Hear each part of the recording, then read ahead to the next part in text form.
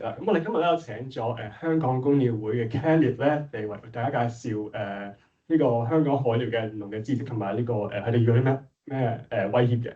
咁 Kenneth 就係一個可能大家都有朋友都好熟悉佢啦，係一個好資深嘅觀鳥者啦，係咪時師啦，係啦。咁就係啦，如果大家有啲咩知識啲咩海鳥啊鳥嘅啲知識上問題嘅話，都歡迎大家可以陣間我哋最尾有個 Q&A section 咧都可以問佢嘅，係啦。咁我哋有請 Kenneth。好，咁啊，各位午安啦。咁啊，首先咧就好多謝大家啦，喺世界候鳥日咧都唔出去睇雀，咁啊抽時間咧嚟聽我呢個關於呢個海洋嘅講座啦。咁啊少少分享嚟嘅啫。咁啊亦都好多謝香港海事博物館啦，邀請我哋嚟，等我哋有個機會可以同大家分享多少少關於香港海鳥同埋海洋環境嘅知識嘅。咁咧首先影咗相先，好，感謝你。好，咁啊，我自我介紹先。咁咧，啱啱高文都有介紹過啦，我係嚟自香港觀鳥會嘅，咁我叫 Kenneth。咁咧，我喺香港觀鳥會嘅主要任務同埋職責咧，其實就係做一啲跨區域或者跨國嘅保育活動啦。咁我哋會同唔同嘅國家去保持一個緊密嘅聯繫，同埋做一啲區域嘅鳥類保育項目嘅。咁我自己都有做生態攝影啦，同埋有做本地同外地嘅一個生態團嘅。咁所以如果你有興趣透過呢個相片去認識多啲生態同埋背後故事嘅朋友咧，歡迎追蹤我嘅 Facebook 同埋 Instagram 啦。好，咁啊入正題啦。咁啊介紹下香港觀鳥會先，好快嘅啫。咁香港觀鳥會其實就係1957年成立嘅，係歡迎隨便坐。咁啊喺1957年成立啦，咁我哋有一個最大嘅目標同埋初衷啦，就係希望可以達到一個人鳥和諧、自然長存嘅一個終極目標啦。咁為咗達到呢一個目標咧，咁其實我哋就做咗好多事情嘅。咁一開始咧，其實香港觀鳥會只係由一班叫觀鳥嘅愛好者去組成啦。咁但係及後咧就我哋發現咗其實保護雀鳥咧係最重要嘅。咁因為唔保護佢哋咧，我哋連雀都冇得睇嘅。咁所以我哋慢慢發展到咧有好多元嘅一啲鳥類保育嘅工作啦。咁包括咗研究同埋區域項目啦。咁啱啱講過我係做區域項目嘅。咁當中咧喺本地同埋外地嘅鳥類研究我哋都有做啦。咁咧仲有申景管理啦。申景管理係咩意思咧？就係我哋會同香港嘅一啲漁民同埋農民合作咧，去喺香港嘅唔同地方啦，咁去共同咧去管理一個生態環境，咁令到嗰個環境咧變到更加我哋叫 bird friendly 啊，更加適合鳥類去生存啦，同埋過境遷徙咁樣嘅。另外啦，仲有公眾教育啦。咁我哋做咗好多唔同嘅公眾活動啦，包括咗可能講座啊、一啲鳥類辨識嘅課程啊、入學校嘅活動啊等等等等啦。去推廣觀鳥同埋鳥類保育嘅信息嘅。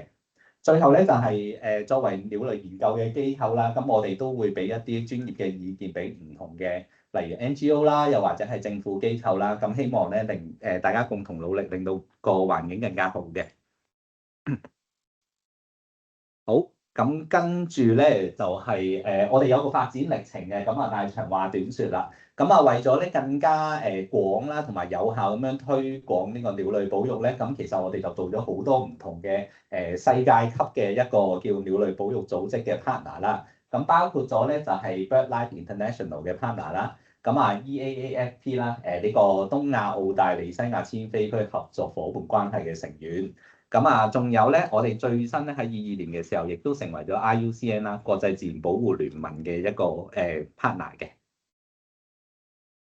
好，而家先係正題。好，問下大家先。在座各位咧，可能有啲係本身有觀鳥開㗎啦，有啲可能係比較 layman 啲，啱啱接觸雀仔嘅朋友啦。又問下你哋先，其實咩係海鳥咧？關水事啦，首先係咪？但係咧，我哋喺觀鳥嘅時候咧，其實有一系列嘅雀仔叫做水鳥嘅喎。咁水鳥同海鳥有咩分別咧？好，咁我開估啦。淡水係啊，其中一個好好嘅其中一個界別方法啦。但係佢仲有好多唔同嘅 criteria 去講嘅。但係廣義嚟講啦，乜嘢係海鳥咧？又同水鳥有咩分別咧？首先咧，海鳥咧其實佢係顧名思義啦，佢長期都喺大海生活嘅，咁所以佢好能夠適應大海嘅環境啦。咁另外咧，最重要嘅一樣嘢咧，就係基本上咧，佢成個鳥生咧都會喺海洋度生活嘅，除咗繁殖嘅時候，繁殖期咧佢哋就會上一啲島嶼啦，又或者上翻陸地咧去繁殖嘅。咁呢一個亦都係同水鳥咧最大嘅區別啦。因為水鳥咧，例如我哋平時可能喺呢個引水道邊或者水塘見到嘅，或者濕地見到嘅大小白鷺啊，嗰啲就係水鳥嚟嘅。咁因為咧，佢哋咧唔需要全年都喺外海度生活嘅。咁啊，仲有啦，咁佢哋咧唔同嘅海鳥咧，其實會有唔同嘅覓食嘅習慣嘅。咁佢哋可以喺海面度覓食啦，例如食水面嘅一啲小昆蟲啊。有啲雀仔咧，有啲部分海鳥啦，其實佢好叻潛水嘅。咁佢哋會潛入去海度咧揾嘢食嘅，咁啊包括魚仔啦。咁大多數嘅海鳥啦，唔係絕對嘅，咁但係大部分海鳥咧，佢哋都中意群體活動嘅，尤其是係繁殖期啦，佢哋會群聚喺同一個地方咧去進行繁殖活動嘅，咁會安全啲嘅，對於佢哋個族群嚟講。另外啦，咁啊〜大家咧，如果有對動物有少少了解嘅話咧，其實我哋都會知道咧，有啲唔同嘅動物都會採取唔同嘅繁殖嘅策略嘅。咁例如我哋人類嚟講啦，咁我哋其實多數都係生一個兩個嘅啫。咁咧，其實我哋將好多嘅資源咧就集中喺我哋嘅下一代身上。咁但係昆蟲可能唔同喎，昆蟲可能一生就係幾百隻嘅。咁佢哋就以量取勝嘅，即係可能咧嗰個叫 mortality rate 啊，即係死亡率高少少唔緊要，因為我量多啊嘛。咁但係海鳥咧就同我哋就差唔多嘅，咁都係採取貴精不貴多嘅一個策略嘅。咁啊，所以就好多時咧，例如舉個例子，可能有一種雀仔叫信天翁咁樣啦。咁咧其實佢每一次咧可能只係生一隻雀仔嘅啫，一隻下一代。咁然之後再用好多年嘅時間咧去培育佢、孕育佢嘅。咁啊〜但係咧變咗咧，佢就將雞蛋擺喺同一個籃上面啦。咁啊，呢一個咧就涉及到咧海鳥點解會面臨咁大威脅咧？我哋之後會再講嘅。好啦，咁啊技術少少啦。技術少少係咩意思咧？咁啊，如果有睇開雀嘅朋友咧，可能會對呢個表有啲熟悉嘅。咁啊，唔同嘅家族啦，海鳥而家 show 出嚟嗰個表係。咁咧，除咗咧黃色 highlight 咗嘅係喺香港冇出現過之外咧，咁其他冇 highlight 嘅雀仔其實都有機會咧喺香港揾得到佢哋嘅，只不過係難易度嘅問題嚟嘅啫。咁啊，係有朋友影相影埋先。咁啊，一陣間咧，其實我就會因為得1個鐘時間啦，唔係好長，咁咧我就長話短説啦，我會揀一啲咧相對有機會啦，同埋常見啲嘅海鳥嘅族群嚟講嘅，同埋物種嚟講嘅。咁啊，俾多少少背景資訊俾大家啦。我哋啱啱知道啊，海鳥大概係啲咩咯喎？咁咧點揾佢哋咧？喺邊度揾到佢哋咧？咁啊有一個背景資訊啦。咁啊，其實大家都應該知道咧，好大部分嘅雀鳥咧係會遷徙嘅。咁其實佢哋遷徙咧會點遷徙法咧？咁啊，長久以嚟咧，咁我鳥類學家發現咗咧，其實雀仔咧會經唔同嘅路線去遷徙嘅。咁但係基本上咧，佢哋飛開咧就有條路嘅，咁就會跟住一個相對固定嘅路線去飛行嘅。咁啊，我哋咧其實啱啱講過話有一抽好長嘅名嘅叫東亞澳大利西亞遷飛區啦。咁就係紅色框框嗰個正中間嗰個框啦。咁咧其實喺香港咧就有呢一條咁嘅遷飛路線嘅。咁亦都係咧全世界其中一條最重要嘅遷飛路線啦。對於尤其是係對於水鳥同海鳥嚟講。咁啊基本上咧，你見到最頂咧，其實就係每年咧夏天嘅時候繁殖季節嘅話咧，啲鳥類咧就會去北方度繁殖嘅。咁啊，包括咗最遠可以去到阿拉斯加啦、遠東地區啦，即係俄羅斯嗰一頭啦、蒙古啊嗰啲地方去繁殖嘅。咁然之後咧，到就嚟靠近冬天啦，咁上面結晒冰冇嘢食㗎啦，咁佢哋就被逼咧就要焗住佢哋遷徙向南下啦。咁香港咧，其實大家應該知道香港大概喺邊嘅，喺正中間個位置。咁所以咧，香港係對於候鳥嚟講係一個好重要嘅中途遷徙站啦。咁啊，有啲雀仔可能覺得，香港已經夠正咯喎，我夠多嘢食，氣候夠溫暖，我可以繼續度過我嘅冬天嘅話，佢會留喺度度過冬天嘅。咁嗰啲就叫冬候鳥啦。咁啊，有啲雀仔咧就可能覺得，喂，我未夠正，我停一停喺香港唞一唞嘅啫。唞完啖氣咧，我又繼續南下。咁南下嘅時候咧，佢哋會好大部分可能會喺東南亞度過冬啦，最遠其實可以去到澳洲或者紐西蘭嘅。好啦，咁所以咧，我要幾時同埋去邊度揾雀仔咧？具體啲嚟講啊，喺香港本土呢個範圍咧，咁其實每年嘅遷徙季節就大概係3月去到5月啦，即係而家都係一個好理想嘅遷徙季節嚟嘅。咁啊，春季、秋季咧就8月到大概11月左右啦，都係一個遷徙嘅理想季節嚟嘅。咁如果我要睇海鳥嘅話咧，其實最建議大家咧係去香港嘅南部水域嘅，咁啊物種係最多嘅理論上。係咁咧，我哋每年嘅4至9月咧，亦都有一群咧好特別嘅訪客會嚟到香港繁殖嘅。咁就係3種燕鷗嚟嘅。咁一陣間會介紹下嗰3種燕鷗啦。另外咧就係香港啱啱講話南部水域啦。咁夏天嘅時候咧，嗰啲燕鷗咧就會嚟到香港嘅東南啦、東北部啦，即係成個基本上你見到由東北一路掃到去南邊咧，都有佢哋嘅繁殖嘅小島嶼嘅，因為佢哋會喺外海一啲小島度繁殖嘅。咁啊，如果大家有叫搭開船渡輪嗰啲咧，其實咧吐露港北部啦、大潭灣即係馬料水去塔門嗰個渡輪咧，都有機會會見到海鳥嘅。咁啊，有啲小貼士啦，個攻略就係咧留意下海上面咧有一啲漂浮物啊、垃圾啊，可能係一啲發泡膠啊嗰啲咧雀鳥。佢哋遷徙嘅時間咧好費體力嘅，咁所以佢哋可能會企喺呢啲垃圾上面休息嘅，咁啊可以得閒望下啦。OK，事不宜遲，咁啊，終於進入呢個雀仔嘅部分啦。咁啱啱講過咧，香港其實有3種嘅鳥類咧，海鳥咧會嚟到香港去繁殖嘅。咁第一種咧就叫黑枕燕鷗啦。黑枕燕鷗咧，大家對我嚟講啦，其實我一睇佢咧，會覺得佢好好笑嘅個樣，因為咧佢個頭光頭嘅，好似遠睇係啦。咁其實咧佢個純粹係咧佢個眼睛咧有一條黑色嘅過眼線啊，一路兜到佢個後尾枕後面啦。咁啊，其他部分咧都係好灰白色嘅。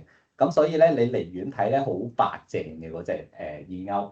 咁另外咧就係佢哋咧相對嚟講咧，你見到左邊同右邊有唔同樣嘅，左邊嗰個咧就係可能我哋去到8、9月嘅時間咧，佢哋係小朋友嚟嘅，咁所以咧8、9月嘅時間咧，佢哋嚟到香港繁殖，啲小朋友出咗世之後咧，你有機會會見到左邊嗰個形態嘅，右邊就係大人嘅樣嚟嘅。咁咧相對嚟講咧，佢係比較袖珍少少嘅，即係細隻少少嘅。如果比起另外嗰2種繁殖嘅燕鷗，好，另外一種啦，咁啊個人嘅最喜愛嘅一個燕鷗鳥種啦，咁因為咧佢叫粉紅燕鷗，咁啊右邊咧就比較明顯啲嘅，大家可以見到嘅，呢一個係佢繁殖期嘅時候個靚樣嚟嘅，咁咧大家會見到佢係鏟嘴鏟腳㗎啦，咁有機會咧佢非繁殖期嘅時候個嘴仔會變成黑色嘅。咁啊，但係咧，佢最靚嘅狀態咧，就係大家應該會隱約見到由喉嚨到肚嗰個位置咧，其實佢哋會變成一個好似葡萄柚咁嘅顏色嘅，粉粉地色嘅，係啦。咁呢一個咧，亦都係佢哋繁殖魚嘅狀態啦。所以點解叫粉紅燕鷗啦？咁佢哋咧相比起另外嗰2種繁殖燕鷗咧，條尾巴比較長嘅，咁所以咧佢並不是最細嗰一隻嚟嘅。如果論體長計嘅話，好。咁啊，仲有一隻啦，咁啊叫褐翅燕鷗啦，亦都係最後一種會喺香港繁殖嘅燕鷗啦。咁啊同頭先嗰2隻白雪雪嘅幾唔同嘅，因為咧佢咧係好深色嘅。如果你離遠去望，第一個感覺，因為佢個背脊咧由背脊啦去到翅膀啦，全部都係啡色咁滯㗎啦。咁所以咧佢飛行嘅時候咧，你會見到啊有一嚿好深色嘅嘢喺度飛緊喎。咁啊個第一印象就係咁樣啦。而辨認佢哋咧，同其他嗰2種燕鷗咧，佢咧雖然你睇體長咧唔係最長，因為佢條尾唔係最長嘅。咁但係咧，佢個身體咧係比較圓潤啲嘅，比較健碩嘅。所以咧，你一離遠睇咧，見到有個比較粗啲嘅木瓜喺度飛緊咁樣嘅，係啦。咁啊相比起佢另外嗰2隻咧，個冇咁 slim 啊，冇咁修長嘅，佢會壯啲嘅睇落去。冇錯，咁啊，但係唔係上緊堂啦，咁我話唔講太多啦，費事悶死大家。咁啊啱啱講過嗰3種咧，其實就係會嚟到香港繁殖嘅燕鷗啦，但係有啲咧係純粹路過嘅啫。咁啊嚟緊呢一紮燕鷗咧，都係會喺香港尤其是喺呢個時間啦，咁佢哋會經過香港繼續遷晒嘅。咁啊，第一種叫 common term 普通燕鷗。咁啊，普通燕鷗咧，個人咧覺得個量多嘅，而且比較難辨認啲嘅。點解咁講咧？咁啊，大家可以望下呢一種先啦。咁佢係黑色嘴巴、黑色腳嘅。咁啊，繁殖期嘅時候咧，佢個肚墩咧會有少少灰灰地咁嘅顏色嘅。咁但係咧，我諗大家如果冇睇開雀咧，應該開始頭痛㗎啦。睇完嗰三種之後，再睇呢一種。係啦，咁啊點樣認咧？佢個額頭咧其實就冇頭先我哋辨認嗰幾種咧有白色嘅，個頭黑晒咁滯㗎啦。咁但係如果同粉紅燕鷗咧，個頭都係黑色嘅喎。咁但係就要睇嘴同埋睇腳啦。佢哋隻腳咧係黑嘴黑腳嘅，同埋粗啲嘅。但係咧，點解我話咁難辨認咧？因為咧，其實普通燕鷗會經過香港嘅咧係有兩個我哋叫亞種嘅。即係唔同嘅樣子嘅，咁啊第一種就係呢一種黑嘴黑腳叫 Longipennis 啦，另外一種咧叫 Tibetan 係紅嘴紅腳嘅，係啦，咁所以相對嚟講咧都比較難認佢哋嘅，但係咧佢嗱呢隻又似少少啱啱講嘅粉紅燕鷗啦，咁但係佢個嘴會比較粗啲啦，條尾又比較短啲嘅，如果比起粉紅燕鷗，但係呢一個就比較考呢個功力，要觀察多啲先辨認到啦。好，咁啊，仲有啦，呢一種咧係我哋平時咧喺香港出海嚟講咧，其中一種比較目標啲嘅燕鷗嚟嘅。咁點解咁講咧？首先佢季節限定啦，啱啱講過，佢遷徙過境嘅啫。另外一種另外一個原因咧，就係因為佢咧係唯一一種咧有 status 嘅雀仔嚟嘅，即係佢喺全球嘅嗰個保育等級係比較高啲嘅，佢係 honorable 燕藝嘅，咁叫白腰燕鷗。白腰燕鷗咧唔算好難認嘅。大家見到佢個額頭咧有個白色嘅三角形嘅，咁另外咧條尾咧都會開叉，佢條尾係比較好似燕子咁樣嘅，咁所以咧一般嚟講燕鷗呢一個家族咧，其實睇落咧有啲似燕子，所以叫燕鷗啊，似燕子嘅鷗啊，就係咁啦。好。咁啊，跟住講啲其他容易辨認啲嘅燕鷗啦。咁啊，另外一種咧叫 Little Tern 白額燕鷗。咁相對嚟講咧，佢個 size 比較細啲嘅，咁所以叫Little Tern 係英文。咁啊，叫得白額啦，同啱啱嗰隻白腰燕鷗都係一樣喎，佢有個白色嘅額頭喎。咁但係咧有咩分別啊？睇下大家有冇慧根喎？係啦，有朋友指住個嘴，個嘴咧係唔同顏色嘅。佢係我哋今日第一種見到黃色嘴嘅燕鷗嚟嘅，係啦，咁個嘴尖咧亦都會有黑色嘅，呢個好重要嘅 size 細啲啦。點解重要咧？因為有另外嗰啲黃色嘴嘅燕鷗嘅。咁啊，另外一種叫大洞頭燕鷗啦，佢 size 好大嘅，咁基本上咧大咗啱啱講嘅Little Tern 白額燕鷗咧，基本上2-3個碼咁滯㗎啦。咁佢亦都係差唔多係最大隻嘅燕鷗嚟嘅，喺香港可以見到嘅。咁啊，佢個嘴都係黃色嘅喎，但係咧，除咗 size 之外咧，個嘴尖咧係冇黑色嘅。咁呢一個咧係好容易同頭先嗰隻辨認得到嘅。繼續咯，爆炸尾個頭，仲有嘅，係啦。咁啊跟住介紹嗰兩種咧，叫蘇浮鷗同埋白翅浮鷗。呢兩種咧，相對嚟講咧 size 都會細少少嘅，而且佢哋過境嘅季節咧，好中意咧利用香港嘅一啲淡水濕地嘅，例如魚塘啦。咁所以呢個季節咧，你去到魚塘區域咧，都有機會會見到佢哋嘅。咁啊，蘇浮鷗有咩特別咧？個嘴咧係暗紅色嘅，然之後咧左邊嗰隻比較高難度啲，我轉頭講。睇到右邊呢隻，右邊呢個咧係繁殖羽嘅，咁所以咧佢個肚咧，你會見到係好黑嘅。係啊，好似炭咁嘅黑色嘅，咁呢一個咧就應該冇乜雀仔會同佢好似㗎啦。但係左邊嗰隻咧好高難度嘅，因為佢甩咗繁殖羽或者小朋友嘅時候咧就係咁嘅狀態嘅。咁啊大家可以記住先啦，左邊嗰一隻咧，你見到佢咧個耳仔側邊眼後面咧好似戴咗個黑色嘅 headphone 咁樣嘅。點解要記住呢點咧？因為下一種好似嘅。咁啊，又講咗右邊嗰個先啦，右邊嗰個好易認嘅啫，由頭黑到落尾到腳趾尾嘅嗰個肚墩啦。咁啊白翅浮鷗啦，點解叫白翅浮鷗咧？就係佢咧，除咗黑嘅部分，佢翅膀嗰個我哋叫初級同次級飛羽嗰度咧，就相對白少少嘅。咁咧另外嗰啲部分咧都係好黑嘅，咁基本上冇，如果你見到繁殖魚嘅話咧，冇乜燕鷗同佢相似㗎啦。咁左邊嗰一隻啦，就係又係非繁殖魚啦。點樣辨認咧？同啱啱嗰隻，呢隻都戴咗 headphone 㗎喎。有冇眼尾嘅朋友揾到個分別喺邊度啊？睇多次啱啱蘇浮牛。係啦，佢哋戴 headphone 嘅習慣有啲唔同嘅。咁咧蘇浮歐咧個 headphone 咧係擺喺眼睛後面，唔會超過眼珠嘅。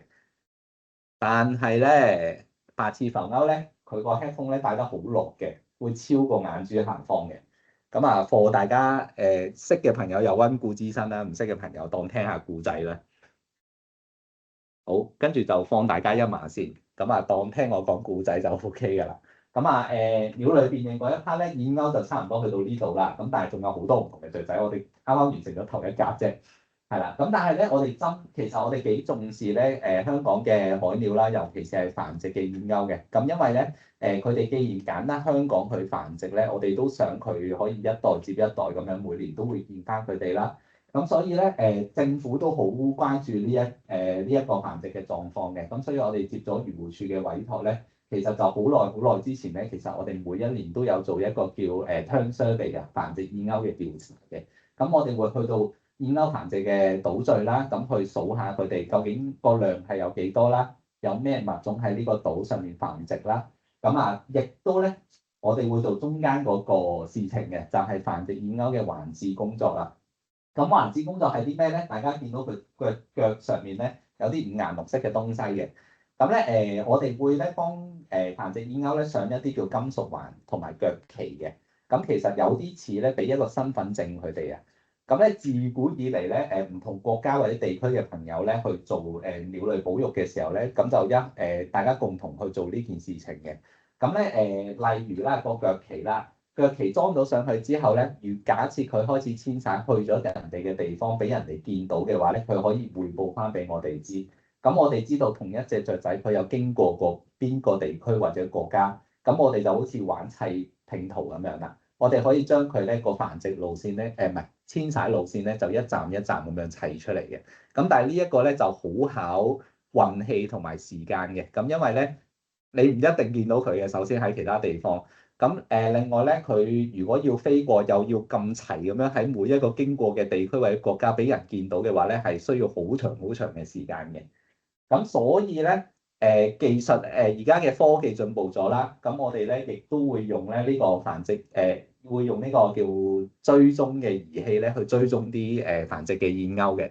咁咧呢一個咧就比較直接啲啦，咁我哋可以實時追蹤咧佢究竟去咗邊度，咁就可以咧知道佢可以得到一個相對完整啲嘅遷徙路線啦。咁但係咧呢一個技術咧係非常之昂貴嘅，咁所以我哋不能夠大量咁樣去做呢件事情啦。咁好啦，逐樣逐樣講啦。我哋第一樣咧就係做咗燕鷗調查啦。咁其實咧咁多年嚟咧，我哋得出咗一個少少嘅結論咧，就係我哋知道咧，其實嚟到香港繁殖呢三種嘅燕鷗咧，大概個量係有幾多嘅。咁每年咧，其實我哋會見到咧，第一種最頂嗰種咧叫褐翅燕鷗咧，其實係喺香港嚟到香港繁殖嘅個體係最多啦。每年有少少波幅嘅，年年都咁，但係 around 係600隻左右啦。咁然之後咧，第二名咧就係第一隻我哋介紹嘅叫黑枕燕鷗啦。咁每年大概浮動喺300-400隻左右啦，最少就係中間嗰隻粉紅燕鷗啦。咁每一年咧大概有100-200隻咧會喺香港繁殖嘅。係啦，咁啱啱咧講多少少啦，我哋有做呢個鳥類環飼嘅工作啦，唔單止係海鳥嘅，所有嘅雀仔我哋都會做嘅。咁但係海鳥呢一個環飼嘅部分咧，就喺90年代尾啦，2000年初咧就開始做啦。咁然之後咧，2017年開始咧，我哋就年年都開始有做啦。咁因為之前咧可能受到技術、天氣各樣嘢嘅限制啦，咁而且出船都好貴嘅，咁所以咧我哋唔係年年都做嘅。咁但係17年開始咧，我哋就因為想持續關注繁殖海鳥嘅情況啦，咁我哋就堅持有做呢件事情啦。咁你可以 close up 少少睇啦。咁有黃色同白色旗嘅其實，咁咁喺我哋全香港嘅雀仔咧，我哋有一個腳旗咧，就係個 pattern 咧係上面白色，下面黃色，有兩支旗嘅。咁點樣同其他嘅地區分辨開咧？咁其實咧就係因為每一個地區或者國家咧，佢哋有自己嘅組合嘅個腳旗，例如上綠下藍啊，上綠下黃啊咁樣。咁我哋就可以咧有一本說明書咁樣咧，我哋知道咧其實。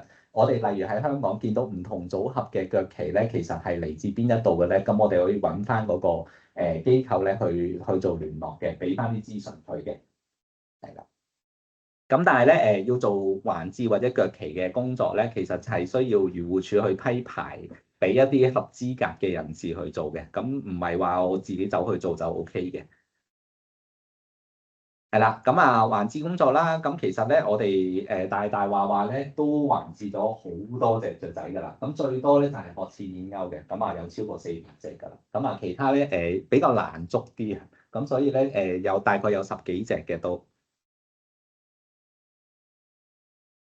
好啦，咁咧其實咧我哋要見翻佢咧一啲都唔容易嘅，咁我哋捉咗400-500隻雀仔啦，咁但係咧其實咧。喺香港咧，每年見得翻嗰一堆雀仔嘅數目咧係好少嘅。咁我哋而家 total 都收到70幾個回報嘅記錄嘅啫。咁所以咧更何況咧，當佢遷徙咗之後，可能唔知面對緊啲乜嘢嘅威脅或者困難嘅時候咧，可以再見翻佢哋個機會咧又更加少啦。咁啱啱講過啦，我哋隨住科技進步啦，有做呢個鳥類追蹤嘅工作啦，咁亦都好昂貴嘅，咁所以借呢個機會多謝下太古慈善信託基金啦，咁佢哋有資助咗我哋咧喺繁殖燕鷗身上咧做一啲追蹤嘅工作嘅，咁其實我哋有最主要嘅目的咧就係想知道咧啲燕鷗嚟到香港繁殖嘅時候，其實佢哋究竟會用邊個水域咧去到揾嘢食咧？咁因為我哋首先如果要保護鳥類啦，或者香港嘅海洋環境，我首先要知道佢用邊個地方先得㗎嘛，係啦。咁所以咧做完追蹤之後咧，我哋又對佢哋咧了解多少少啦。咁咧我哋發現咧啱追蹤咗嗰咁多隻雀仔啦，其實咧我哋就主要將佢分咗2 group 嘅。第一 group 叫停留組啦。咩叫停留組咧？其實佢好穩定地咧，佢會喺佢個繁殖嘅島嶼咧。以作為據點嘅，咁然之後咧，佢就會利用周邊嘅地區咧去揾嘢食嘅。咁因為咧，佢哋需要餵仔啦，去築巢嘅時間，築巢啦，同埋叫育初期咧，咁佢哋需要好頻繁咁樣去揾嘢食餵自己同餵小朋友嘅。咁我哋發現咧，其實咧好多嘅學似燕鷗啦，我哋主要係做，因為佢哋體型大隻啲，容易啲去做追蹤嘅工作啊。咁佢哋會用大鵬灣啦、大亞灣啦、大嶼山以南嘅海域咧去做一個覓食嘅場所嘅喎。咁呢一度咧都會有啲比較有趣嘅故事發生咗啦。咁當我哋睇每一日都見到佢大概喺呢幾個範圍度揾嘢食喎。咁咧但係咧唔知大家知唔知啦？2023年嘅時候咧有個好強嘅颱風嚟咗香港嘅，叫蘇拉啦。咁嗰陣時咧，我哋就其實都好擔心啲雀仔嘅安危嘅。咁我哋之後咧就發現咗，咦，原來佢哋咧會提早咧知道啲風嚟緊嘅喎，因為佢哋可以感受到個氣壓嘅變化嘅。咁所以咧，佢哋就好醒啦。佢哋咧喺颱風嚟之前咧，佢哋避開個風啊。佢哋又離開咗香港咧，你見到唔同嘅嗰個箭嘴波幅比較大啲咧，即係代表佢移動嘅距離比較大啲啊。咁咧，佢哋避開咗個風啦，到個風離開咗之後咧，佢哋先翻去佢哋個繁殖嘅島嶼嘅喎。咁咧好消息咧就係佢哋本人冇事啦。咁但係壞消息有機會係咧，佢哋仲湊緊仔㗎嘛。咁當佢哋個風持續得比較耐嘅時候咧，佢哋離開咗咧，抌低咗佢哋個仔，因為個仔唔識飛嘅。係啦，咁所以咧就變成咧好多嗰一年咧，其實我哋會見到嗰啲雛鳥啊，嗰啲小朋友咧個折損率係好高嘅，因為 even 我哋唔係追蹤緊嗰一堆其他嘅燕鷗啦，咁其實我哋都會預估到有呢個情況發生，即係大人好醒識得避嘅，但係小朋友避唔到嘅，咁所以面對呢啲極端天氣嘅時候咧，佢哋個繁殖成功率咧就會大打折扣㗎啦。咁另外一組咧，叫非停留組啦，我會叫佢哋做 happy 組啦。咁點解 happy 咧？因為咧，我哋估佢啦係唔未成年嘅雀仔嚟嘅，即係唔需要去養育下一代住嘅。咁所以咧，佢可以好 happy 咁樣咧，就周圍走啦。咁我哋見到咧有幾隻呢個褐翅燕鷗咧，其實就周圍飛嘅，因為咧我哋推斷啦，咁佢哋嗰個行為咧就係喺佢哋需要去做繁殖呢個動作之前咧，其實就盡量咧探索下咧，佢哋未來需要繁殖呢一個地方嘅附近咧，有冇一啲比較理想嘅地方去揾食啦，又或者係更佳嘅繁殖點咧？咁所以咧就變咗咧，我哋 check 咗佢之後咧，佢哋會跟住主車群嘅一齊嚟到呢個繁殖地先嘅。咁啊咁啱俾我哋上完個 checker 之後咧，咁佢哋就周圍開始去 happy 啦。咁咧你會見到咧，睇下先。係啦，咁有呢三隻啦，呢三隻咧其實佢哋移動距離最長咧，有一隻去咗台灣嘅澎湖啦，咁中間嗰隻咧去咗內地嘅泉州啦。跟住最遠嗰隻咧好誇張嘅，佢經過咗海南島去到越南旅行嘅。咁啊兜完個行完個大運之後咧，又翻咗嚟香港嗰個繁殖地，匯合翻個大隊啦。咁啊，睇下先，呢個睇唔睇到咧？係啦，呢一個咧就係我哋每一日追蹤佢嗰粒豆豉啦。每一粒豆豉咧就代表一隻雀仔啦。咁你啱啱見到一開始咧，佢哋飛到好遠嘅。咁但係之後咧，隨住繁殖季節就嚟完咧，咁佢哋又跟翻去大隊啦。咁啊，主要就係香港附近嗰個地域度活動啦。好，咁啊，當睇完啦。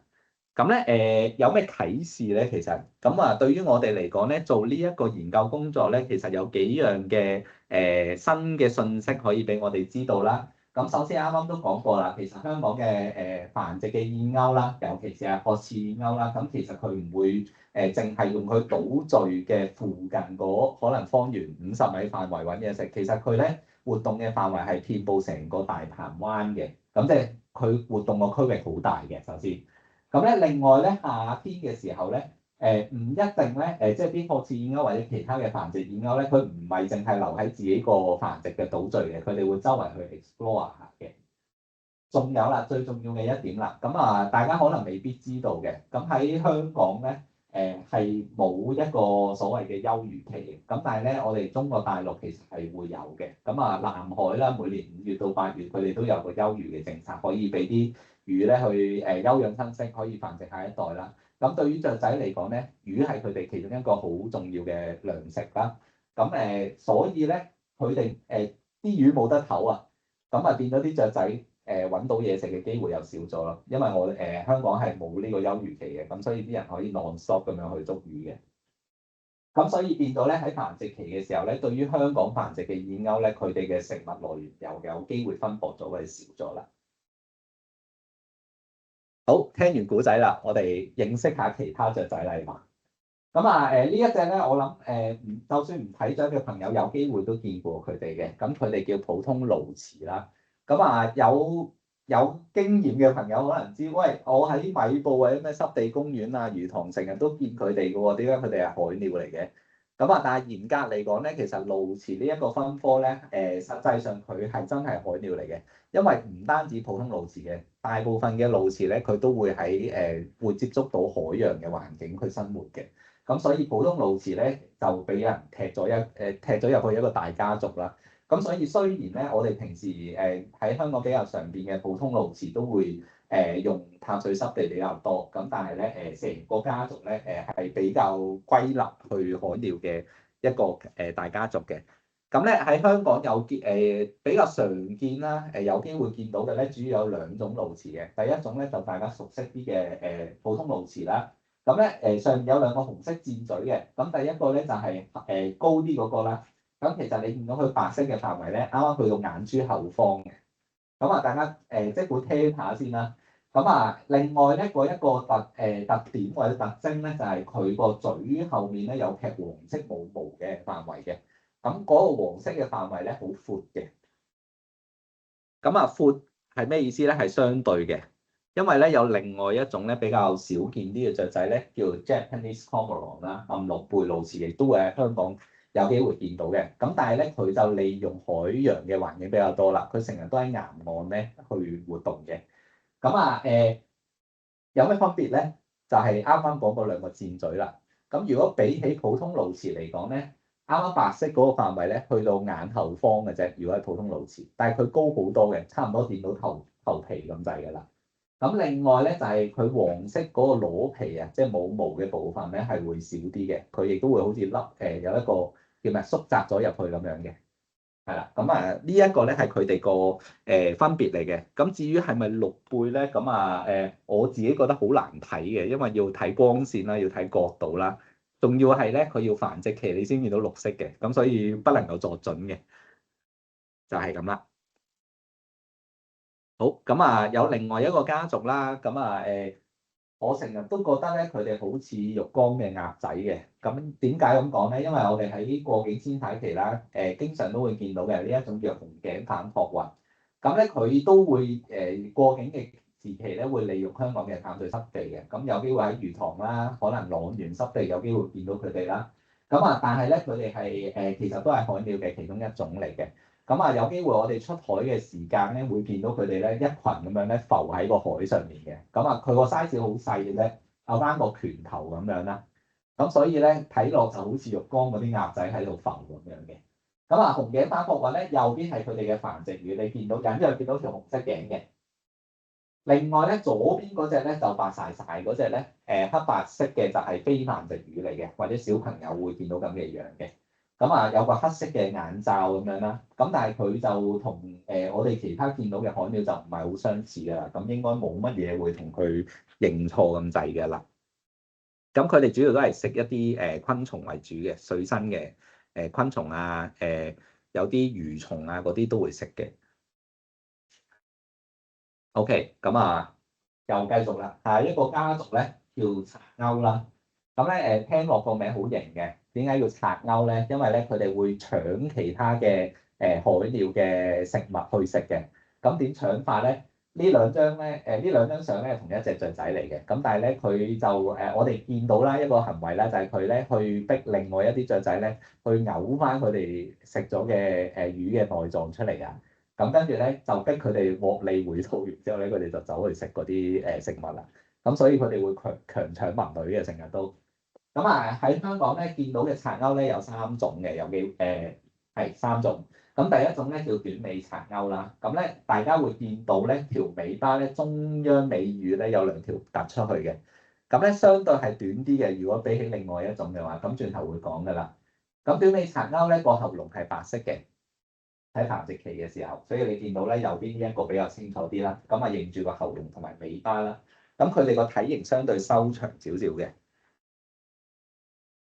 亦都係同咧下一種咧叫中賊鷗咧嗰個體型就相差比較大啦。中賊鷗咧就係佢又係比較bulky啲嘅，比較健碩啲嘅。所以咧你我哋如果出海睇到有一隻賊鷗咧，佢個睇落咧好似保齡球樽咁樣嘅，好大好肥嘅。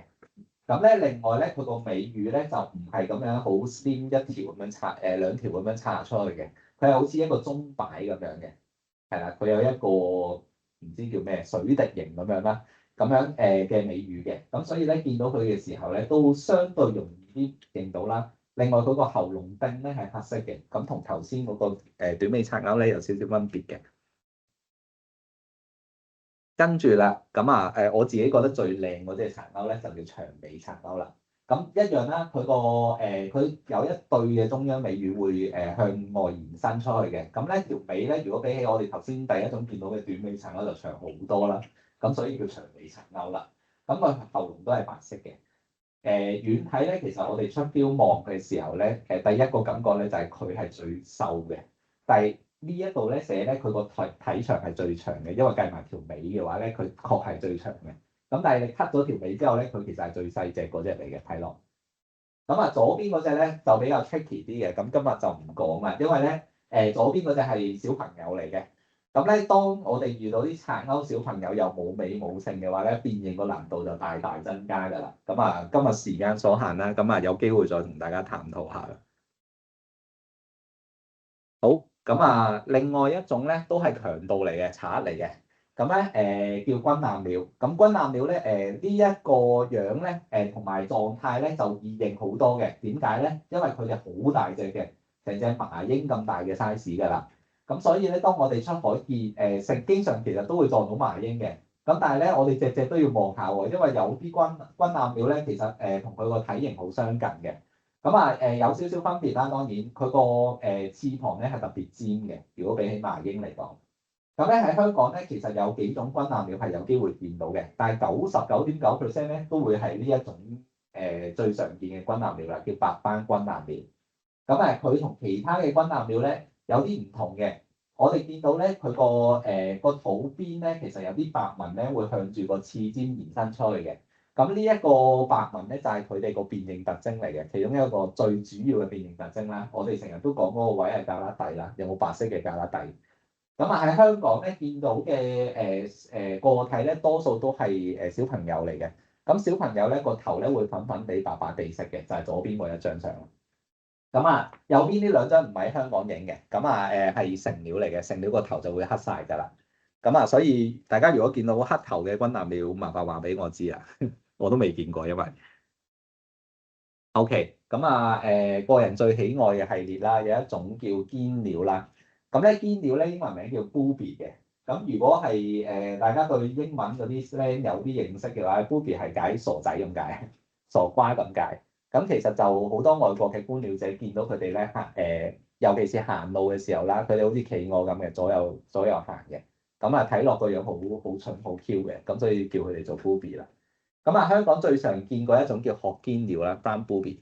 冇乜特別嘅特色嘅，基本上咧就係白色肚啦。台灣會叫佢哋做白腹堅鳥嘅，咁所以個肚仔係白色嘅。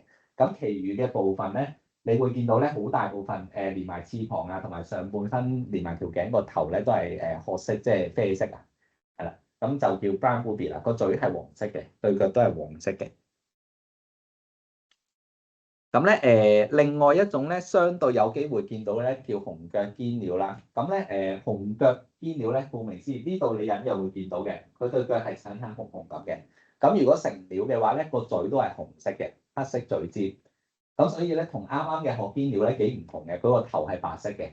咁所以基本上你見到堅鳥咧，應該唔會同其他堅鳥去混淆㗎啦。最有機會見到就係呢兩種㗎啦。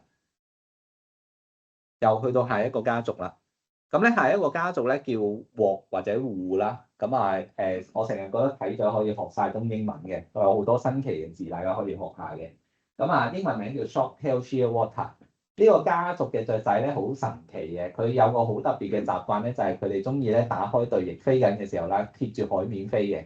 佢哋就將對翼咧插喺海入面咧劃水嘅，咁所以叫 Shearwater。係啦，有個好特別嘅行為啦。香港咧最容易見到咧，我上兩個禮拜啱啱見到咧就係呢隻啦，短尾鸛啦。點解叫短尾咧？相對嘅啫，都係。你睇落係唔覺嘅，係啦。佢哋咧對腳係長過條尾嘅，辨認特徵。另外啦，佢哋成隻都係啡啡地咁嘅顏色啦。個翼下面咧其實係幾白下嘅。同外國咧其他Shearwater 比較嘅話咧，佢係再白啲嘅個翼底。但係喺香港咧，唔算好難嘅，因為基本上係得佢同埋最多一種啦，係似樣嘅啫，有機會見到嘅話。另外一種常見啲嘅Shearwater 啦，叫 Striped Shearwater 啦，白額鸛啦。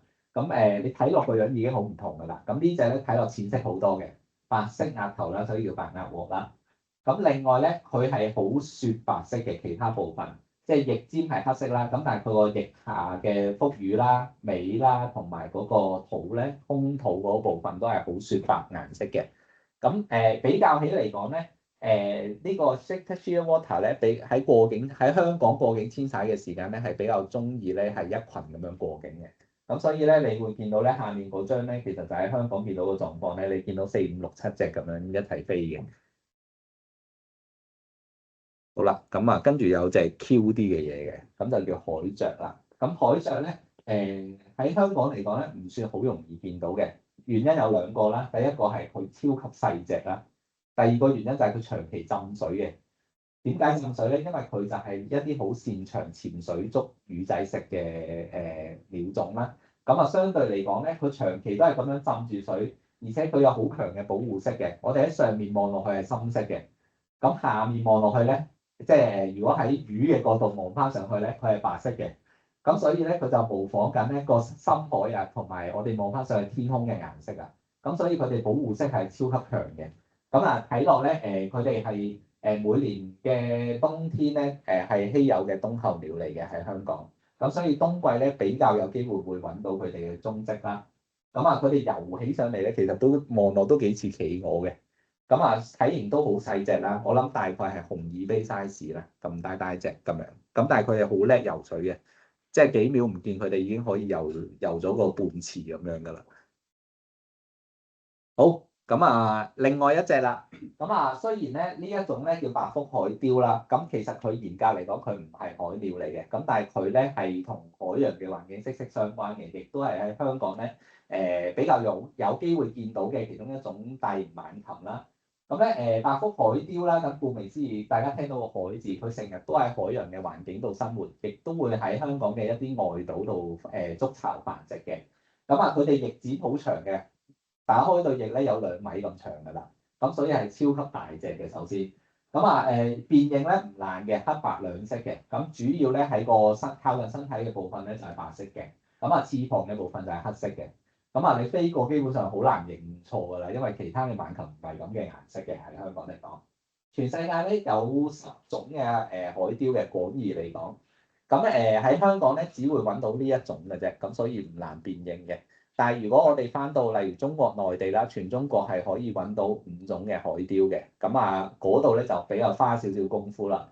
但係白腹海雕係喺咁多種海雕入面咧最辨識度最高嘅，因為係黑白色，其他可能會見到啡色啊，好多都係啡色嘅狀態，咁所以嗰啲咧就比較考功夫啲啦。咁另外咧，佢都係好中意去捉魚食㗎啦。咁啊，魚嘅內臟啊，魚本人啊咁樣，咁佢哋都會捉嚟食嘅。咁所以香港嘅海洋環境都好密，即係同佢哋有一個直接嘅關係嘅。好，一輪嘴講完咁多，俾大家研究下先。咁啊，大家如果其實有興趣嘅話咧，喺呢度都想同大家分享多少少啦。如果你係好有興趣，可能想學習多啲香港嘅雀鳥嘅話咧。咁啊，有啲工具可以提供俾大家嘅。咁啊，第一個咧就係左邊嗰個咧，就係香港觀鳥會出嘅鳥類野外手冊啦。咁其實佢就涵蓋晒全香港所有嘅鳥種，以及華南地區嘅鳥種嘅。咁所以咧你基本上就一書在手就可以通行成個香港咁滯㗎啦。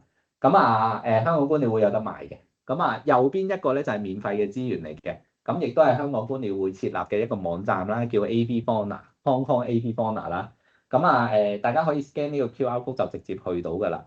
咁基本上咧你會揾到香港我諗90%嘅鳥種咁滯㗎啦。咁上面有啲乜嘢咧？有佢嘅相啦，有佢嘅描述啦，有佢哋嘅聲音啦，亦都有佢哋咧。如果佢哋係遷徙雀鳥嘅話咧，你會睇到個 chart 嘅，你會知道咧每一年佢哋嘅過境嘅高峰期最多嘅數量係幾時咧？佢係斷個禮拜計嘅。咁所以當你想出去觀鳥又想成功率最高見到佢哋嘅時間咧，你可以參考呢個網站啦。好，咁啊，再雄心壯志啲嘅，我要征服晒全世界嘅海鳥嘅。咁啊，大家可以諗下唔同嘅書籍啦。咁啊，其中一本就係Lines 出版呢一本啊。咁啊，大家可以研究下啦。咁佢就 cover 晒全世界嘅海鳥嘅鳥種㗎啦。咁啊，有興趣嘅朋友又可以睇下啦。仲有一啲免費嘅網上資源又推介俾大家啦。咁其中一個平台就叫 eBird 嘅。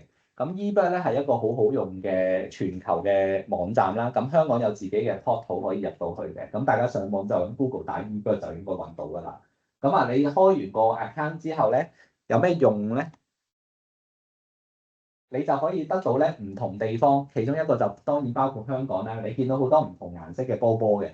咁如果你 click 落嗰啲波波咧，你會知道咧嗰個地方咧最近啦，同埋歷史上有啲乜嘢鳥種記錄過嘅，咁就係唔同鳥友去 upload 佢哋嘅觀鳥記錄上去嘅。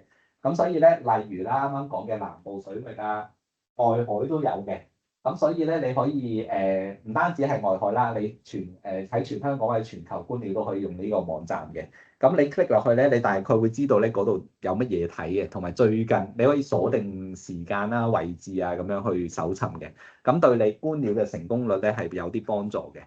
咁當然你都可以自己上載你嘅觀鳥記錄上去啦。咁叫做有系統啲可以累積你嘅觀鳥記錄啊。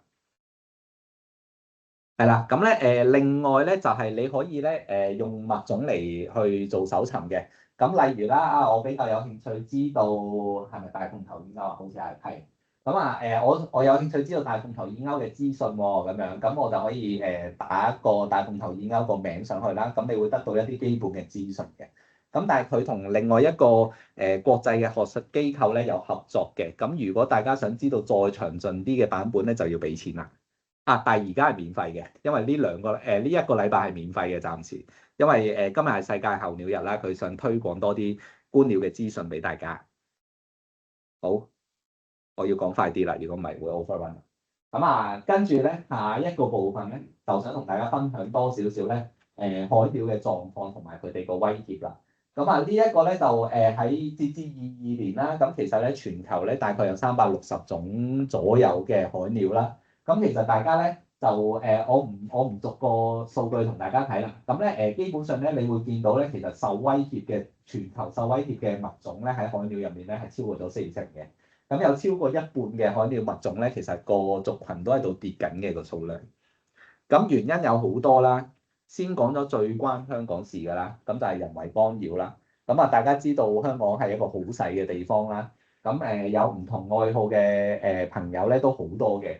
喺啱啱講嘅4月到9月嘅燕鷗繁殖季咧，我哋經常都會收到一啲消息啦。就係可能有好多唔同嘅朋友啦，釣魚嘅人士啊、行山嘅人士啊，咁佢中意挑戰一啲外島去滾邊啊、釣魚啊咁樣咧。有機會咧，佢哋就唔小心上咗去呢啲咁嘅島上面咧，就嚇親繁殖中嘅燕鷗嘅。咁佢哋係繁殖中嘅燕鷗咧，好敏感嘅。咁所以咧，佢哋一見到即係受到驚嚇咧，佢哋有機會咧掉低自己個仔女棄巢嘅，咁就以後都唔翻嚟㗎啦。咁所以我哋就不停係咁勸喻大家啦，即係冇咩事咧。如果喺夏天嘅季節咧，就盡量唔好上一啲香港嘅外島啦。尤其是係有燕鷗繁殖嘅地方啦，同埋時間啦。有機會咧，另外就係佢哋睇唔到啊，因為燕鷗咧其實佢都係幾隨便嘅。咁上到去咧嗰啲島咧，佢哋係唔會整得好靚嘅巢嘅。佢哋見到岩岸咧，石邊就生蛋㗎啦。咁所以有機會咧，佢個顏色同啲石底好似嘅。所以你唔小心上咗去，可能踩到佢咧，就踩爆咗佢哋嘅下一代㗎啦。另外啦，呢個都係全球嘅問題啦，海洋垃圾。海洋垃圾有好多好多種嘅。主要咧，喺香港我哋有機會見到嘅咧，可能係一啲叫鬼網啦，即係有啲廢棄咗嘅漁網啦。前排疫情嘅時候有口罩啦，比較多啦。呢一啲咧都係一啲可能會纏繞到海鳥，令到佢影響到佢哋生活嘅一個好嚴重嘅問題啦。呢一張相咧就係我哋老細咧就直情就喺香港影嘅添。見到有漁網纏住咗繁殖中嘅褐翅燕鷗嘅嘴嘅。基本上咧佢就夾生餓死㗎啦，佢喐唔到啊，因為另外咧有個比較大啲嘅問題咧就係塑膠啦。塑膠咧就曾經有個美國做過嘅研究啦。喺佢哋嗰個地方咧，佢哋劏完啲叫海鳥嘅屍體咧。佢哋發現咧，每10隻就有9隻咧個體內係有塑膠嘅。但係佢只要食咗若干嚿塑膠之後咧，佢哋個死亡率就大增㗎啦。點解咧？因為塑膠佢哋消化唔到嘅，永遠都留喺佢哋個胃㗎啦。你越食越多，佢冇位去食嘢同埋消化啲嘢啊，係夾生餓死咯。所以塑膠嘅問題對於海鳥嚟講都係一個嚴重嘅威脅啦。油污啦，香港少啲嘅，但係喺其他嘅地方咧，有機會咧，會有油污泄漏嘅問題啦。嗰啲海鳥咧，其實佢本身個羽毛咧係有防水嘅功能嘅，亦都會可以幫佢哋浮喺水面嘅。但係沾染到呢個油污嘅時候咧，佢哋有機會咧就會冇咗一個浮水嘅能力啊，佢哋會浸even係海鳥都會浸死嘅。咁亦都咧佢哋嗰個保溫能力咧就大大咁樣打咗折扣，咁佢哋可能會凍死嘅。咁佢哋食咗油污同埋有油污嘅生物之後咧，亦都係對佢哋嚟講就會食物中毒啦。咁對佢哋個身體係好差嘅。咁啊，誤捕啦，亦都係香港比較少，但係全球面對緊嘅即係海鳥嘅威脅啦。咁啊，例如啦，外國咧有啲大型啲嘅捕撈嘅活動啦，咁你會見到佢哋可能用鋼索去拉嗰啲漁網嘅，咁係好利嘅。咁有機會咧，你見到咧啱啱講嘅信天翁啦，信天翁你見到個上半橛嗰個嘴咧係俾佢戒爆咗嘅，咁啊佢唔會生翻個嘴出嚟㗎，咁即係佢等死嘅啫而家。咁但係咧，信天翁咧一隻咧可以去到60、80歲命嘅，咁所以咧基本上啱啱講過話父母就花咗好多嘅時間同埋資源去養育一隻嘅下一代嘅，咁所以你咁樣就直接就係等於殺咗一家三口咁滯㗎啦。好，咁啊極端天氣啦，咁呢個都係全球嘅問題，亦都關香港事啦。咁啱啱講過，即係大家都有切身嘅體會㗎啦。近年就越嚟越多，可能一年就接住唔知3、4個風球咁樣嚟嘅。咁啱啱講過繁殖季節嘅時候咧，其實我哋面對呢啲極端天氣咧，人可以避到啫，雀咧可能大人可以避到嘅，咁但係佢哋嘅小朋友咧係冇一個飛行嘅能力嘅。咁所以面對呢啲極端天氣咧，佢哋個自損率啱啱都講過好高啦。咁所以就亦都係全球，即係唔單止香港嘅，全世界都係嘅海鳥都係面臨同一個狀況嘅。咁啊，再有一個新啲嘅議題啦，就係avian flu 啦，即係禽類嘅病毒或者流感啦。咁啊啱啱講過呢個海鳥咧，其實好多都係群體活動嘅，尤其是係築巢嘅時間，就係成千上萬隻一齊去 group 埋喺同一個島上面繁殖咁樣啦。咁所以咧一啲禽類嘅病毒對佢哋嚟講咧係好致命嘅威脅嚟嘅。咁因為但係我諗每一隻嘅海鳥咧喺個島度佔用到嘅空間係好細嘅，密過大家而家咁樣嘅坐位㗎啦。咁所以咧，一旦有一隻中咗招之後咧，佢好容易就傳染到俾佢隔離鄰居嘅，咁就一傳十，十傳百㗎啦。咁所以就接連啦，近年其實好多咧，一旦有海鳥中咗招啦，個禽流感佢哋免疫力咧，因為佢哋喺城市嘅狀況又比較少嘅，佢哋多數喺外海，所以佢哋一中招咧，佢哋嗰個免疫能力咧係接受唔到病毒嘅，抵抗力好低嘅。咁啊又係啦。好密集啦，咁所以佢哋個死亡率同埋傳染率係好高嘅。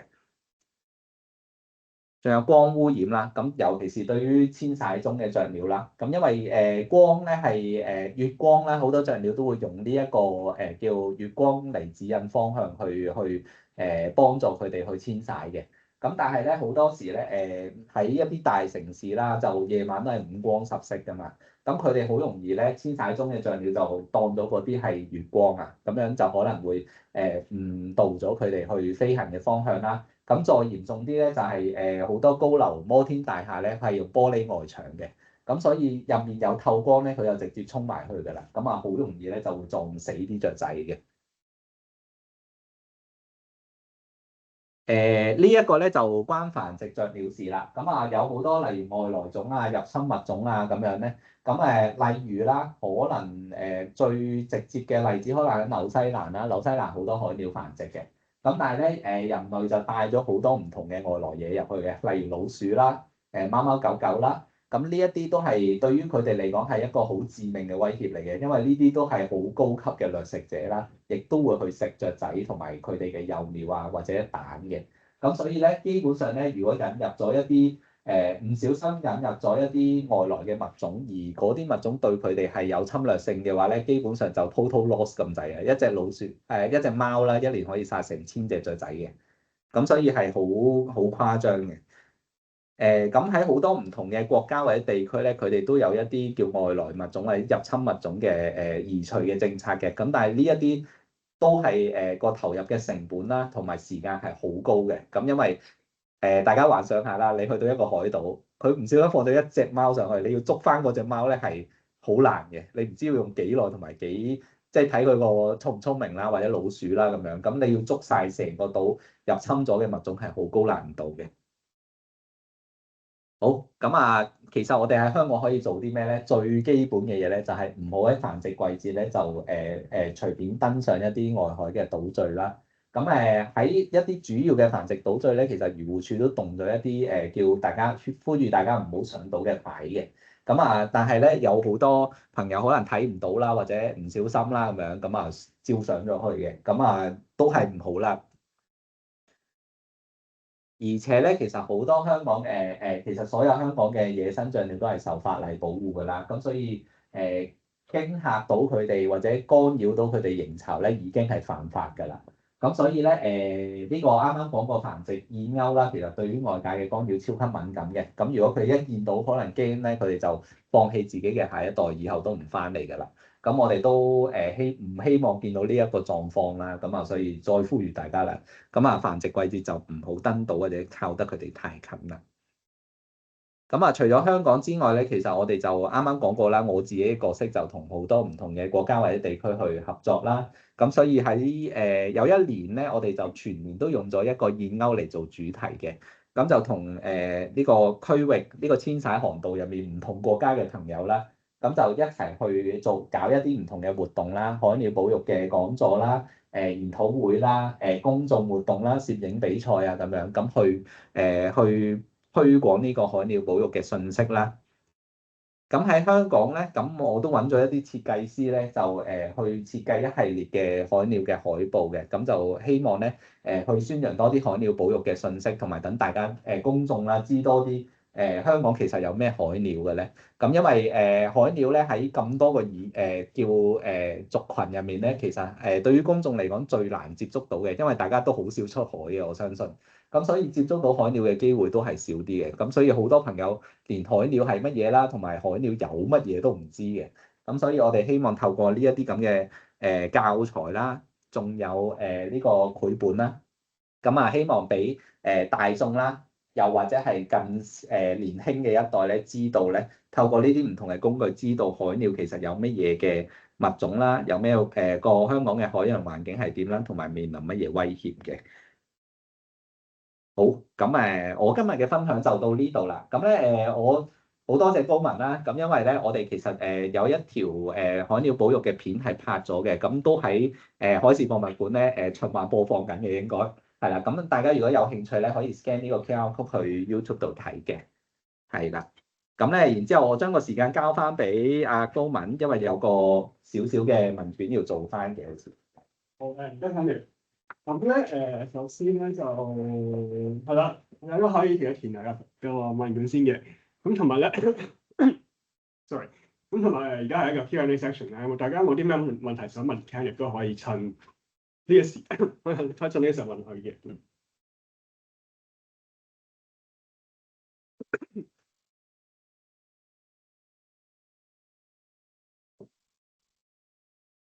因為我想知嘅，一般嚟講啲海鳥通常哦，係每一套都係唔同。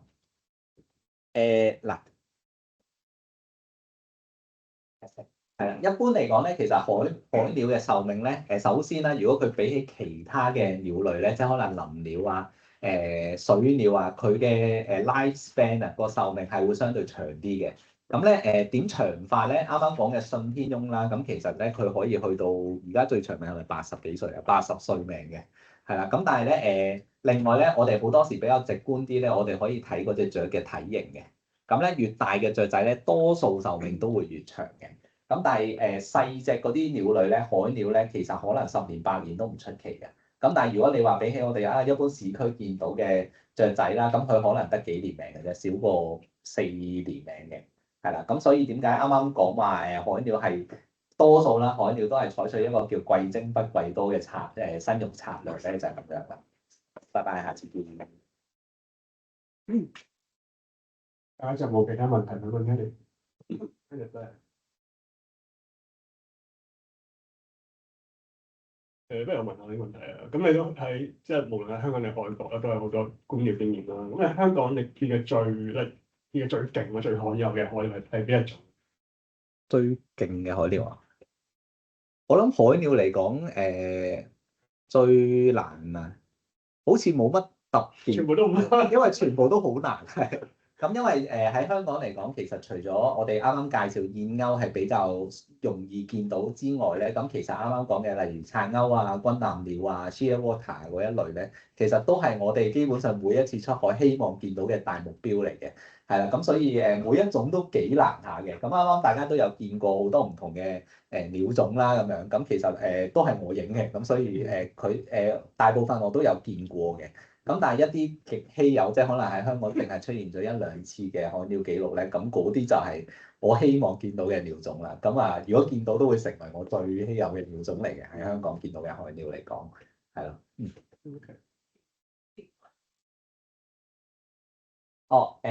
我哋捉雀仔嘅時候咧，咁首先我哋要問漁護署攞咗個牌照先啦。咁因為全部都係好有經驗嘅專業嘅人士嚟嘅。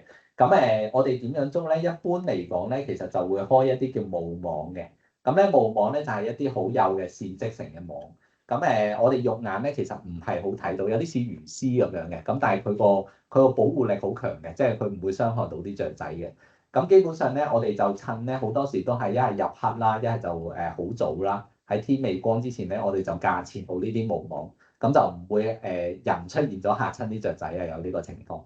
咁基本上咧，咁我哋架設完霧網之後，就等佢哋飛過或者出現㗎啦。咁咧好多雀仔咧，可能佢睇唔到個霧網，就會中咗落個網度嘅。咁我哋就可以成功捕捉到佢哋啦。咁我哋上完個腳環同埋腳鰭咧，唔係咁簡單嘅，我哋仲要幫佢度高啊、磅重啊，睇下佢幾多歲啊、健康狀況係點樣啊咁樣。咁我哋評估完可以會記錄低一個完整啲嘅信息之後，我哋就會放翻佢咯。咁都嗰張咧就係嗰啲燕鷗咁唔同嘅運出現嘅記錄。嗰度其實有4行，嗰4行代表啲乜嘢嘅數字啊？即係你點樣攞到嗰啲數字翻嚟？嗱，我 show 翻俾你睇先。你講呢個係咪呢個？哦，呢個咧其實嗰幾行咧係代表我哋喺唔同嘅地方，即係主要嘅繁殖島嶼去記錄嘅，咁所以其實係家數嚟嘅，係啦。咁咧基本上你會見到咧例如啦，我似燕鷗咁樣，咁我第一行2020年咁樣，咁我係第一個島見到4，即係第二個島見到280幾，即係第三個島今年冇繁殖咁樣，咁我加埋就係613隻啦，咁樣係啦。咁嗰個我哋點做咧？就係我哋會出船嘅。咁咧每個禮拜咧即係而家呢個繁殖季節啦，我哋每個禮拜都有同事出船去數去晒呢啲咁嘅島去數燕鷗嘅。點數法咧？基本上就係用肉眼數嘅啫。咁咧我哋睇到嘅地方咧，因為相對嚟講咧，繁殖中嘅雀鳥比較容易啲去攤咧，相對嚟講。咁因為你見到父母或者小朋友就坐喺個巢嗰度嘅，咁當然有啲飛緊嘅，我哋會加埋落去啦。咁基本上我哋就用呢個肉眼觀察嗰個形式，我哋就知道咧營巢中嘅父母有幾多對啦，小朋友嘅有幾多隻啦，咁然之後佢個狀態係點樣啦，咁呢一啲咧就全部都係我哋咧就坐喺船上面去做嘅。咁咧我哋例如係啱啱講環志工作，我哋先會上島嘅啫，但係如非必要，我哋就唔干擾佢哋㗎啦。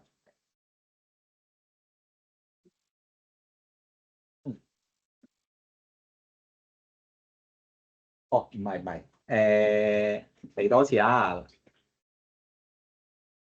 睇下先嗱，GPS 大家見到右上角嗰張嘅，咁咧基本上咧 GPS 嗰個裝置咧有啲似背籠仔咁樣嘅，咁咧佢係有一嚿好細嘅 device 啦。咁嗰個 device 咧我哋點樣去評估我哋上唔上到落嗰隻雀仔咧？我哋有個嚴格嘅執行嘅呢個叫 SOP 嘅。咁咧每一個裝置咧不能夠重過嗰一隻雀仔嘅重量嘅5%嘅。咁所以咧，如果太重可能會對佢造成負擔啦。咁另外咧你當中間有一個正方形好似 chip 咁嘅 device 啦，咁嗰嚿嘢太陽能嘅，咁所以佢可以基本上俾少少電佢，咁持續都可以收發到信息啦。咁但係咧另外咧佢會有兩側會有條可以降解嘅線嘅，咁咧就好似咧我哋真係孭住個背囊咁，我哋套過佢個翼一路去到呢度，咁但係唔影響佢哋飛行能力嘅。咁但係我哋又唔想咧對佢造成好長期嘅影響咧，基本上呢啲可以降解嘅物料咧，我諗年零2年佢就會甩㗎啦自己。係啦，咁所以咧基本上我哋每一隻雀仔咧最長可以 track 到佢年零2年咁樣。我有一個問題，咁咧我聽有啲朋友講咧就話打完風咧就會有啲神鳥出現嘅，你有冇研究係就覺得係即係打完風係會有多啲奇怪少見罕有嘅海鳥？其實根據我哋個經驗咧，唔單止海鳥嘅，其他嘅神獸咧，即係香港冇乜點出現嘅鳥種，都有機會喺打風或者打風之後咧出現嘅。咁原因我諗都比較直觀啲啦，因為個風咧就平時打風咧個風力好強嘅，咁有機會咧啲雀仔咧係佢遷徙途中咧，佢北敵嗰個風力就俾佢吹咗過嚟，即係原本佢條航線唔經香港嘅，但係俾佢夾硬吹咗過嚟啦。又或者係啱啱我哋見到啲雀其實有啲好醒嘅，佢會避開嗰個風嘅。咁避開嘅時候，佢有機會會去到一啲佢平時唔去嘅地方嘅。咁所以對於香港嚟講咧，嗰一啲咧，我哋就會叫佢做飛群嘅迷鳥啊。咁啊，可能喺香港佢本身唔應該經過嘅，咁但係因為呢啲咁嘅特殊原因就吹咗過嚟啦。咁啊，海鳥係其一啦。咁啊，其他嘅例如林鳥啊。即係唔同嘅陸鳥或者水鳥都有機會會遇到呢個狀況嘅，係啦。咁所以打風之後咧，建議大家喺安全嘅情況之下出去睇雀嘅，係啊。大家仲有冇問題想問 Kenneth 咧？咁如果冇嘅，咁今日嘅講到到此為止，多謝 Kenneth。好嘅。